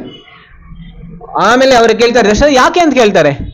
ಅವ್ರು ಹೇಳ್ತಾರೆ, ನಿಮ್ಮ ಮಕ್ಕಳು ಸಾಧಾರಣದವರಲ್ಲ. ಸಾಧಾರಣವಾಗಿ ತಂದೆ ಬೇಕಾದ್ರೆ ಮಕ್ಕಳನ್ನ ಲೀಲೆಗಳನ್ನ ನೋಡ್ಬೋದು, ಆದರೆ ನಿಮ್ಮ ಮಕ್ಕಳು ಯಾರು? ಸಾಕ್ಷಾತ್ ಭಗವಂತ, ಅಸಾಧಾರಣವಾದಂತ ಮಕ್ಕಳು, ಅವರ ಲೀಲೆಯನ್ನ ನೀವು ನೋಡಬಾರದು ಅಂತ ಹೇಳಿ ಕಳಿಸ್ಬಿಡ್ತಾರೆ. ಅಲ್ಲಿ ತಕ್ಷಣ ದಶರಥ ಅವರು ಹೋಗಿದಾಗ ವಸಿಷ್ಠ ಅವರು ಸಂಪೂರ್ಣ ಈ 4 ಮಕ್ಕಳು ಅವರೆಲ್ಲರ ಪ್ರದಕ್ಷಿಣೆಯನ್ನ ಮಾಡ್ತಾರೆ. ಪ್ರದಕ್ಷಿಣೆಯನ್ನ ಮಾಡಿ ಅವ್ರ ಚರಣ ಸ್ಪರ್ಶನ ಮಾಡಿ ನಮಸ್ಕಾರ ಮಾಡ್ತಾರೆ. ಯಾರು? ಮಕ್ಕಳಲ್ಲ, ವಸಿಷ್ಠ ಮುನಿ ಗುರುಗಳು ಈ 4 ಮಕ್ಕಳ ಪ್ರದಕ್ಷಿಣೆ ಮಾಡಿ ನಮಸ್ಕಾರ ಮಾಡ್ತಾರೆ. ಆಮೇಲೆ ಅವ್ರು ಪ್ರಾರ್ಥನೆ ಮಾಡ್ತಾರೆ, ದಯವಿಟ್ಟು ನೀವು ಸಂಪೂರ್ಣ ಎಲ್ಲಾ ವೇದಗಳ ಜ್ಞಾನ ನಿಮಗೆ ಗೊತ್ತಿದೆ, ಈ ಸಂಪೂರ್ಣ ವೇದಗಳನ್ನ ತಿಳ್ಕೊಳ್ಳೋರು ನಾವೆಲ್ಲರೂ ನಿಮ್ಮಿಂದಾನೆ. ನಾನೇನೇ ಪಡ್ಕೊಂಡಿದ್ದೀನಿ ಅಂತ ಹೇಳಿದ್ರೆ, ಯಾರಿಂದ ಪಡ್ಕೊಂಡಿರೋದು? ನಿಮ್ಮಿಂದಲೇ ಪಡ್ಕೊಂಡಿದ್ದೀನಿ. ಈಗ ಇದನ್ನ ನಾನು ನಿಮ್ಗೆ ಮತ್ತೆ ಕಲಿಸ್ಕೊಡ್ತಾ ಇದ್ದೀನಿ. ಹೇಗೆ ಗಂಗಾ ನದಿಗೆ ಹೋಗಿ ಸ್ನಾನ ಮಾಡ್ತಾರೆ, ಗಂಗಾ ನದಿಯಲ್ಲಿ ಸ್ನಾನ ಮಾಡ್ತಾ ಇರುವಾಗ ಸಂಧ್ಯಾವಂದನೆ ಮಾಡಿ ಗಂಗಾ ನದಿಯ ನೀರನ್ನ ತಗೊಂಡು ಮತ್ತೆ ಗಂಗಾ ನದಿಗೆ ಹಾಕ್ತಾರೆ. ಅದೇ ರೀತಿ ನಾನು ನಿಮ್ಮಿಂದ ಎಷ್ಟೊಂದು ಜ್ಞಾನವನ್ನು ಪಡ್ಕೊಂಡಿದ್ದೀನಿ, ಈಗ ನೀವು ನನಗೆ ಒಂದು ಸೇವೆಯ ಅವಕಾಶವನ್ನ ಕೊಟ್ಟಿದ್ದೀರಿ, ಅದಕ್ಕೋಸ್ಕರ ಈ ಜ್ಞಾನವನ್ನ ನಾನು ಮತ್ತೆ ನಿಮಗೆ ದಯಪಾಲಿಸ್ತೀನಿ, ದಯವಿಟ್ಟು ಈ ಅವಕಾಶವನ್ನ ಕೊಟ್ಟಿದ್ದಕ್ಕೆ ಕೃತಜ್ಞತೆಗಳನ್ನ ಅವರು ವ್ಯಕ್ತಪಡಿಸ್ತಾರೆ. ಅದಾದ್ಮೇಲೆ ಎಲ್ಲಾ ರೀತಿಯ ಸಕಲ ವಿದ್ಯೆಗಳನ್ನ ಅವ್ರು ಹೇಳ್ಕೊಡ್ತಾ ಇರುವಾಗ ರಾಮಚಂದ್ರ ಮತ್ತೆ ಈ 4 ಜನ ಎಷ್ಟು ಪರಿಣಿತ ನಿಪುಣರಾಗ್ಬಿಡ್ತಾರೆ ಅಂತ ಹೇಳಿದ್ರೆ, ಕೆಲವೇ ದಿನಗಳಲ್ಲಿ ಎಲ್ಲಾ ವಿದ್ಯೆಗಳನ್ನ ಅವ್ರು ಕಲ್ತ್ಕೊಂಡು ಅವರು ವಿಧ ವಿಧವಾದಂತಹ ಎಲ್ಲಾ ರೀತಿಯ ಕುದುರೆ ಮೇಲೆ ಸವಾರಿ ಮಾಡೋದು, ಆನೆ ಮೇಲೆ ಸವಾರಿ ಮಾಡೋದು, ರಥವನ್ನ ಓಡಿಸೋದು, ಎಲ್ಲಾ ರೀತಿಯ ವಿಧಗಳನ್ನ ತುಂಬಾ ನಿಪುಣವಾಗಿ ಅವರು ಕಲಿತು ಬಿಡ್ತಾರೆ. ಆ ರೀತಿ ಕಲಿತಾ ಇರುವಾಗ ಸಾಮಾನ್ಯವಾಗಿ ಸಣ್ಣ ಮಕ್ಕಳಿಗೆ ಏನಾದ್ರೂ ಒಂದು ವಿಶೇಷ ವಿದ್ಯೆಗಳನ್ನ ಕೊಟ್ಬಿಟ್ರೆ ಏನಾಗ್ಬಿಡುತ್ತೆ, ಅವ್ರು ಎಲ್ಲಿ ಬೇಕಾದ್ರೂ ಪ್ರಯೋಗ ಮಾಡ್ಬಿಡ್ತಾರೆ, ಹೌದಲ್ಲ? ಉದಾಹರಣೆಗೆ ಹನುಮಂತನಿಗೆ ಇಷ್ಟೊಂದು ಯೋಗ ಸಿದ್ಧಿಗಳು ಬಂದಿತ್ತು. ಆ ಯೋಗ ಸಿದ್ಧಿಗಳು ಬಂದಿದ ತಕ್ಷಣ ಅವ್ರು ಏನ್ ಮಾಡ್ತಾ ಇದ್ರು ಅಂತ ಹೇಳಿದ್ರೆ, ಅವರು ಎಲ್ಲ ಋಷಿಮುನಿಗಳ ಮೇಲೆ ಹೋಗಿ ಪ್ರಯೋಗ ಮಾಡ್ತಾ ಇದ್ರು. ಒಂದು ದಿನ ಅವ್ರ ಮನೆಯಲ್ಲಿ ನಾರದ ಮುನಿಯವರು ಪ್ರವೇಶ ಮಾಡ್ತಾರೆ. ಹನುಮಂತನ ಆಸ್ಥಾನದಲ್ಲಿ ಒಂದು ದಿನ ನಾರದ ಮುನಿಯವರು ಪ್ರವೇಶ ಆದಾಗ, ಹನುಮಂತನ ಮತ್ತೊಂದು ಅದ್ಭುತವಾದ ಗುಣ ಅಂತ ಹೇಳಿದ್ರೆ, ಅವರು ತುಂಬಾ ಮಧುರವಾಗಿ ಅವರು ಸಂಗೀತವನ್ನ ಹಾಡ್ತಾ ಇದ್ರು. ಆಗ ನಾರದ ಮುನಿಯವರು ಅಲ್ಲಿ ಬಂದಿದ್ದಾಗ ನಾರದ ಮುನಿಯವರಿಗೂ ತುಂಬಾ ಅಚ್ಚರಿ ಆಗೋಗ್ಬಿಡುತ್ತೆ ಹನುಮಂತನ ಸಂಗೀತವನ್ನ ಕೇಳಿ. ಆಮೇಲೆ ರಾಮನ ಮೇಲೆ ಇದ್ದಂತ ಭಕ್ತಿಯ ಭಾವನೆಯನ್ನ ಕೇಳಿ ಅವರು ಆನಂದದಿಂದ ತೇಲಾಡ್ತಾ ಇರ್ತಾರೆ. ಈ ರೀತಿ ಇರುವಾಗ ಹೇಳ್ತಾರೆ ನಾರದ ಮುನಿಯವರ ವಾದ್ಯ ಯಾವುದು? ವೀಣಾ. ಅವರು ವೀಣೆಯನ್ನ ಬದಿಗೊಟ್ಟು ಅವ್ರು ಕೇಳ್ತಾ ಇರ್ತಾರೆ, ಹನುಮಂತ ಹಾಡ್ತಾ ಇರೋದನ್ನ ಕೇಳಿ. ಆಗ ಅಲ್ಲಿದ್ದಂತಹ ಒಂದು ಕಲ್ಲು ಅದು ಪೂರ್ತಿ ಕರ್ಗೆ ಹೋಗ್ಬಿಡುತ್ತೆ. ಯಾಕೆ ಅಂತ ಹೇಳಿದ್ರೆ ಹನುಮಂತ ಹಾಡ್ತಾ ಇರೋದನ್ನ ಕೇಳಿ ಒಂದು ಕಲ್ಲು ಕರ್ಗೋಗ್ಬಿಡ್ತಾ ಇತ್ತು. ಆಮೇಲೆ ನಾರದ ಮುನಿಯವರು ಅಲ್ಲಿ ವೀಣೆಯನ್ನ ಇಟ್ಟಿದ್ರು. ಆ ಕಲ್ಲು ಕರ್ಗೋದ್ಮೇಲೆ ಹನುಮಂತ ಹಾಡೋದನ್ನ ನಿಲ್ಲಿಸ್ಬಿಡ್ತಾನೆ. ಆ ಕರ್ಗೋಗಿರುವಂತಹ ಕಲ್ಲೇನಾಗ್ಬಿಡುತ್ತೆ, ಮತ್ತೆ ಗಟ್ಟಿಯಾಗೋಗ್ಬಿಡುತ್ತೆ. ಅದಾದ್ಮೇಲೆ ಹನುಮಂತ ಓಡೋಗ್ಬಿಡ್ತಾನೆ ಅಲ್ಲಿಂದ. ಆಮೇಲೆ ನಾರದ ಮುನಿಯವರು ಅವರ ವೀಣೆಯನ್ನು ತೆಗೆದುಕೊಂಡು ಮಾಡ್ತಾರೆ, ವೀಣೆನೇ ಬರ್ತಾ ಇಲ್ಲ. ಆಮೇಲೆ ಅವರನ್ನ ಹಿಡಿಯೋದಕ್ಕೋಸ್ಕರ ನಾರದ ಮುನಿಯವರು ಹನುಮಂತನ ಹಿಡಿಯೋದಕ್ಕೋಸ್ಕರ ಪೂರ್ತಿ ಆಶ್ರಮದೆಲ್ಲ ತಿರುಗಾಡ್ತಾರೆ. ಹನುಮಂತ ನಿಂತ್ಕೊಂಡೇ ಇಲ್ಲ. ಒಂದು ರೂಮಿಂದ ಮತ್ತೊಂದು ರೂಮು, ಮೇಲೆಯಿಂದ ಕೆಳಗಡೆ ಪೂರ್ತಿ ನಾರದ ಮುನಿಯವರಿಂದ ಎಲ್ಲ ಅವರ ಸಂಪೂರ್ಣ ಅರಮನೆಯನ್ನ ತಿರುಗಾಡಿಸ್ಬಿಡ್ತಾನೆ. ಈಗ ನಾರದ ಮುನಿಯವರು ಸುಸ್ತಾಗ್ಬಿಡುತ್ತೆ. ಆಮೇಲೆ ಯಾಕೆ ನನಗೆ ಈ ರೀತಿ ಇಷ್ಟೊಂದು ಓಡಾಡಿಸ್ತಾ ಇದೆಯಾ ಈ ರೀತಿ ನಾರದ ಮುನಿಯವರು ಕೇಳಿದಾಗ ಅವರು ನಾನು ಹಾಡೋದಿಲ್ಲ ಈಗ ಅಂತ ಹೇಳಿ ಅವನು ಇನ್ನು ಅವನ ಹುಡುಗಾಟವನ್ನ ಮಾಡ್ತಾ ಇರ್ತಾನೆ. ಅವನು ನಾರದ ಮುನಿಯವರು ತುಂಬಾ ಬಂದು ಬೇಡ್ತಾರೆ, ನನ್ನ ವೀಣಾ ಭಗವಂತ ಕೊಟ್ಟಿರುವಂತ ವೀಣಾ ಇದು ಸಿಕ್ಕಾಕೊಂಡ್ಬಿಟ್ಟಿದೆ ಈಗ. ಆ ರೀತಿ ಕೇಳ್ತಾ ಇರುವಾಗ ಅವನು ಮತ್ತೆ ಹಾಡ್ತಾನೆ. ಆಮೇಲೆ ಹಾಡಿದಾಗ ಅವನ ವೀಣಾ ಮತ್ತೆ ಆಚೆ ಬರುತ್ತೆ. ಯಾಕೆ ಈ ರೀತಿ ಮಾಡಿದ್ದು? ಯಾಕೆ ಅಂತ ಹೇಳಿದ್ರೆ ಸಂಪೂರ್ಣ ಅರಮನೆಯಲ್ಲಿ ನಾರದ ಮುನಿಯವರ ಪಾದ ಚರಣದ ಧೂಳಿ ಅದು ಅವರೆಲ್ಲರ ಅರಮನೆಯಲ್ಲಿ ಇರ್ಬೇಕಿತ್ತು ಅಂತ. ಅದಕ್ಕೋಸ್ಕರ ಪೂರ್ತಿ ಅರಮನೆಯನ್ನ ನಾರದ ಮುನಿಯವರನ್ನ ಅವರು ತಿರುಗಾಡಿಸ್ತಾನೆ. ಈ ರೀತಿ ಎಲ್ಲ ಯೋಗ ಸಿದ್ಧಿಗಳು ಇತ್ತು, ಆದರೆ ಅದನ್ನ ಕೆಲವು ಸಲ ಹುಡುಗಾಟದಿಂದ ಅವರು ಆಟ ಆಡಿಸ್ತಾ ಇದ್ರು. ಇದೇ ರೀತಿ ಶ್ರೀರಾಮಚಂದ್ರನು ಅಷ್ಟೇ ಮತ್ತೊಂದು ಸಣ್ಣ ಹುಡುಗಾಟವನ್ನ ಮಾಡ್ತಾರೆ. ವಸಿಷ್ಠ ಮುನಿ ತುಂಬಾ ಗಂಭೀರವಾಗಿ ಅವರು ವಿದ್ಯೆ ಹೇಳ್ಕೊಡ್ತಾ ಇರುವಾಗ ಒಂದು ಚೇಷ್ಟೆ ಮಾಡಿ ವಸಿಷ್ಠ ಮುನಿಯವರ ದೃಷ್ಟಿಯನ್ನ ಅವರು ಭ್ರಷ್ಟ ಮಾಡಿಬಿಡ್ತಾರೆ. ಭ್ರಷ್ಟ ಮಾಡಿದ ತಕ್ಷಣ ಈಗ ವಸಿಷ್ಠ ಮುನಿ ಬೇರೆಯವ್ರ ಕಡೆ ನೋಡ್ತಾ ಇದ್ದಾರೆ. ತಕ್ಷಣ ರಾಮ ಲಕ್ಷ್ಮಣನ್ಗೆ ಹೇಳ್ತಾನೆ, ಅಲ್ಲಿ ಒಬ್ಬಳು ಸ್ತ್ರೀ ಹೋಗ್ತಾ ಇದ್ಲು. ಆ ಸ್ತ್ರೀ ಹೋಗ್ತಾ ಇರುವಾಗ ರಾಮಚಂದ್ರ ಹೇಳ್ತಾನೆ, ಅವಳನ್ನ ನೋಡಿ ಅಲ್ಲಿ ಒಬ್ಬಳು ಸ್ತ್ರೀ ಹೋಗ್ತಾ ಇದ್ಲು, ಅವಳ ಮೂಗಿನಲ್ಲಿ ಒಂದು ದೊಡ್ಡ ಮೂಗುತಿ ಇತ್ತು. ನೀವು ಕೆಲವು ಸಲ ರಾಜಸ್ಥಾನಿ ಇಲ್ಲ ಕೆಲವು ಟ್ರೈಬಲ್ ಅವರೆಲ್ಲ ಮುಖ ನೋಡಿದ್ರೆ ಕೆಲವು ಮೂಗುತಿ ಇರುತ್ತೆ ಇಷ್ಟು ದೊಡ್ಡದು, ಅವ್ರ ಮುಖಕ್ಕಿಂತ ದೊಡ್ಡದಿರುತ್ತೆ. ಆ ರೀತಿ ಒಂದು ಮೂಗುತಿ ಅವಳು ಹಾಕೊಂಡು ತಿರುಗಾಡ್ತಾ ಇದ್ಲು ಅಯೋಧ್ಯೆಯಲ್ಲಿ. ಇದನ್ನ ನೋಡಿದ ತಕ್ಷಣ ರಾಮಚಂದ್ರನಿಗೆ ನೋಡಿ ಅವನ್ ನಗೋದಕ್ಕೆ ಪ್ರಾರಂಭ ಮಾಡ್ತಾನೆ. ಅವನ್ ಲಕ್ಷ್ಮಣಂಗೂ ತೋರಿಸ್ತಾನೆ, ನೀನು ನೋಡು ಅಲ್ಲಿ ಅಂತ ಹೇಳಿ. ವಸಿಷ್ಠ ಮುನಿಯವರಿಗೆ ಬೇರೆ ಕಡೆ ತೋರಿಸ್ತಾ ಇದ್ದಾರೆ. ಆಮೇಲೆ ಇವರಿಬ್ರು ಇಲ್ಲಿ ನೋಡ್ಕೊಂಡು ನಗ್ತಾ ಇದ್ದಾರೆ. ಈಗ ಲಕ್ಷ್ಮಣನ್ಗೆ ಈ ರೀತಿ ತೋರಿಸಿದಾಗ ಭಗವಂತ ಹೇಳ್ತಾನೆ, ನೋಡಿ ಅವಳ ಮೂಗುತಿ ನೋಡಿ ಇಷ್ಟು ದೊಡ್ಡದಿದೆ ಅಂತ. ಆಗ ಲಕ್ಷ್ಮಣ ಏನ್ ಮಾಡ್ತಾನೆ, ಅವನ ಬಿಲ್ಲನಿಂದ ಒಂದು ಬಾಣ ಬಿಟ್ಟು ಆ ಮೂಗುತಿಯನ್ನ ಸಣ್ಣದ್ ಮಾಡ್ಬಿಡ್ತಾನೆ. ಎಷ್ಟು ಸಣ್ಣದ್ ಮಾಡ್ತಾನೆ ಅಂತ ಹೇಳಿದ್ರೆ ಅವಳ ಮೂಗು ಅದು ಸಿಕ್ಕಾಕೊಂಡ್ಬಿಟ್ಟಿತ್ತು. ಅವಳು ಉಸಿರಾಡೋದಕ್ಕೆ ಆಗ್ತಾ ಇರ್ಲಿಲ್ಲ. ಅವಳು ಅಲ್ಲೇ ನಳ್ತಾ ಇರ್ತಾಳೆ. ತಕ್ಷಣ ರಾಮ ಮತ್ತೊಂದು ಬಾಣ ಬಿಡ್ತಾನೆ. ಆ ಉದ್ದವಾಗಿರುವಂತಹ ಮೂಗುತಿ ಮತ್ತೆ ದೊಡ್ಡದಾಗ್ಬಿಡುತ್ತೆ. ಸಣ್ಣದಿತ್ತು, ಈಗ ಮತ್ತೆ ದೊಡ್ಡದಾಗ್ಬಿಡುತ್ತೆ. ಈಗ ಅವಳಿಗೆ ಆಶ್ಚರ್ಯ ಆಗೋಯ್ತು. ತಕ್ಷಣ ಯಾರು ಏನ್ ಮಾಡ್ತಾ ಇದಾರೆ ನನ್ನ ಮೂಗುತಿ ಮೇಲೆ ಅಂತ. ಅವಳಿಗೆ ಯಾರು ಏನ್ ಮಾಡ್ತಾ ಇದಾರೆ ಅಂತ ಗೊತ್ತಾಗ್ತಾ ಇರ್ಲಿಲ್ಲ. ಅವ್ರು ಎಷ್ಟು ನಿಪುಣವಾಗಿ ಬಾಣವನ್ನ ಬಿಡ್ತಾ ಇದ್ರು ಅಂತ ಹೇಳಿದ್ರೆ ಅವಳ ಶರೀರಕ್ಕೆ ಬಾಣ ತಾಕ್ತಾ ಇರ್ಲಿಲ್ಲ, ಒಂದು ಚೂರು ಅದು ರಕ್ತವನ್ನು ಸೋರಿರ್ಲಿಲ್ಲ. ಇಷ್ಟು ನಿಪುಣವಾಗಿ ಅವ್ರ ಬಾಣವನ್ನ ಬಿಡ್ತಾ ಇದ್ರು. ಮತ್ತೊಂದು ಅವರು ಲಕ್ಷ್ಮಣ ಮತ್ತೊಂದು ಮಾಡ್ಬೇಕು ಅಂತ ಹೇಳ್ತಾನೆ. ಲಕ್ಷ್ಮಣ ಮತ್ತೊಂದು ಬಾಣ ಬಿಡ್ತಾನೆ. ಅವಳ ಮೂಗುತಿ ಆಕಾಶದಲ್ಲಿ ಹಾರೋಗ್ಬಿಡುತ್ತೆ. ಅವಳಿಗೆ ಅವಳ ಮೂಗುತಿ ಎಲ್ಲೋಯ್ತು ಅಂತ ಗೊತ್ತಾಗೋದಿಲ್ಲ. ತಕ್ಷಣ ಮತ್ತೊಂದು ರಾಮ ಬಿಡ್ತಾನೆ. ಆ ಹಾರೋಗಿರುವಂತಹ ಮೂಗುತಿ ಮತ್ತೆ ಅವಳ ನಾಸಿಕದಲ್ಲಿ ಬರುತ್ತೆ. ಈ ರೀತಿ ಅವರು ವಿಶೇಷವಾದಂತಹ ಲೀಲೆಗಳನ್ನ ಸಣ್ಣ ಬಾಲಕರಿರುವಾಗ ಮಾಡ್ತಾ ಇದ್ರು. ಈ ಎಲ್ಲಾ ಲೀಲೆಗಳು ಬರೀ ತುಂಬಾ ಹೆಚ್ಚು ಲೀಲೆಗಳ ವರ್ಣನೆ ಇಲ್ಲ. ಯಾಕೆ ಅಂತ ಹೇಳಿದ್ರೆ ಭಗವಂತ ಈ ಲೀಲೆಗಳನ್ನ ಮಾಡ್ತಾ ಇರುವಾಗ ಅವರ ತುಂಬಾ ಕೆಲವೇ ಅವರು ಹಾಸ್ಯವನ್ನ ಮಾಡಿರೋದು, ಇಲ್ಲ ಅಂತ ಹೇಳಿದ್ರೆ ಕೆಲವು ಮಜಾ ಇಲ್ಲ ಬೇರೆಯವ್ರ ಮೇಲೆ ಹಾಸ್ಯವನ್ನ ಮಾಡಿರುವಂಥದ್ದು ಹೆಚ್ಚು ನಾವು ತಿಳ್ಕೊಳ್ಳೋದಕ್ಕೆ ಆಗೋದಿಲ್ಲ. ಈ ಕೊನೆಯ ಒಂದು ಸಂದೇಶ ಏನು ಅಂತ ಹೇಳಿದ್ರೆ ನಾವೆಲ್ಲರೂ ನಮ್ಮ ಹೃದಯದಲ್ಲಿ ಇಂದಿನ ದಿನ ಏನ್ ಮಾಡ್ಬೇಕು, ಶ್ರೀರಾಮಚಂದ್ರರನ್ನ ನಮ್ಮ ಹೃದಯದಲ್ಲಿ ನಾವು ಕರಿಬೇಕು. ಮತ್ತೆ ನಮ್ಮ ಹೃದಯವನ್ನು ಒಂದು ಮಿನಿ ಅಯೋಧ್ಯ ನಾವು ನಮ್ಮೆಲ್ಲರ ಹೃದಯವನ್ನು ಮಾಡಬೇಕು. ಆಮೇಲೆ ಅಲ್ಲಿ ಶ್ರೀರಾಮಚಂದ್ರರ ಆರಾಧನೆ ಸತತವಾಗಿ ನಡಿಬೇಕು. ರಾಮಚಂದ್ರರ ಆರಾಧನೆ ಬರೀ ಅಗರಬತ್ತಿ ಹಚ್ಚಿಬಿಟ್ರೆ ಆಗೋದಿಲ್ಲ. ಹೇಗೆ ರಾಮನ ಆರಾಧನೆ ಆಗುತ್ತೆ? ರಾಮನ ನಾಮಜಪವನ್ನ ಮಾಡಬೇಕು. ರಾಮನ ನಾಮಜಪವನ್ನ ಹೇಗೆ ಮಾಡೋದು?